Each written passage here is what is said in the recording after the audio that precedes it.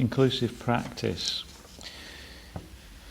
Well, again, as a teacher, we have to consider the needs of all our learners, and each learner is an individual.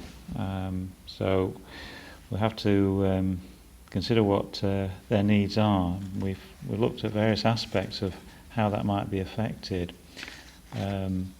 Areas of equality and diversity in particular that can help us to deal with each student as an individual. And through the weeks we've looked at different factors, whether it be social or cultural, different things that can affect the learning of different individuals. And that might require that we be alert to these differences.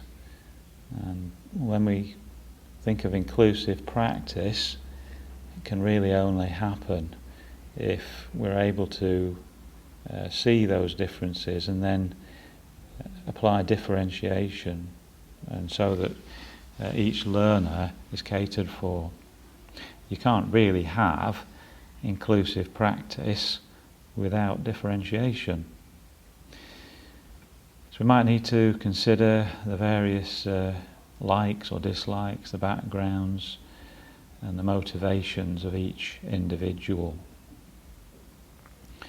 It might mean that we have to, as well, to have the assistance of other professionals who are better able to distinguish, assess and diagnose different cognitive, physical or sensory abilities that can impact on learning. And so we have a role to play there as educators, as teachers. And then we need to work with those other professionals that can help us to better differentiate our lessons, and so provide a more inclusive learning environment.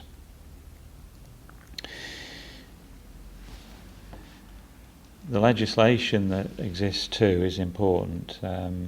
Through the course itself, we looked at different forms of legislation that would impact on inclusive practice: the Equality Act, the Tomlinson Report, the Human Rights Act, Access for All, Every Child Matters.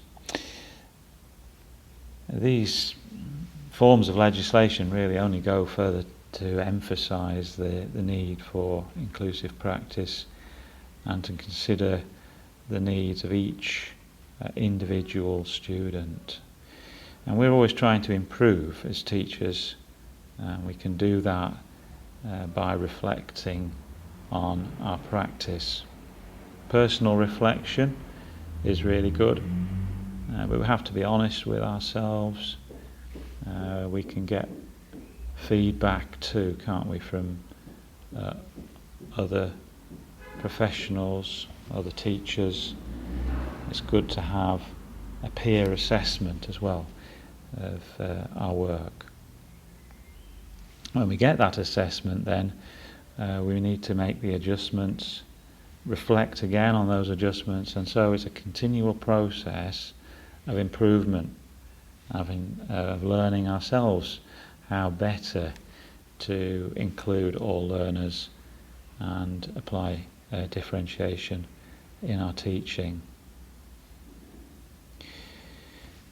Differentiation requires, of course, that we understand and work to apply equality and diversity legislation in our teaching, and collaborating with all the other professionals that would be involved in a student's learning and education. And so through Horticare, where I was doing my teacher training practice, I would work with John Taylor, where he provided his input and feedback on how the lesson plan, how the lessons had gone, and then I could work on adjusting the lesson plans, providing differentiation. And two, that was helped as well by the feedback that I got from Tam, my tutor, as she did assessments of my teacher training practice at Hortacare.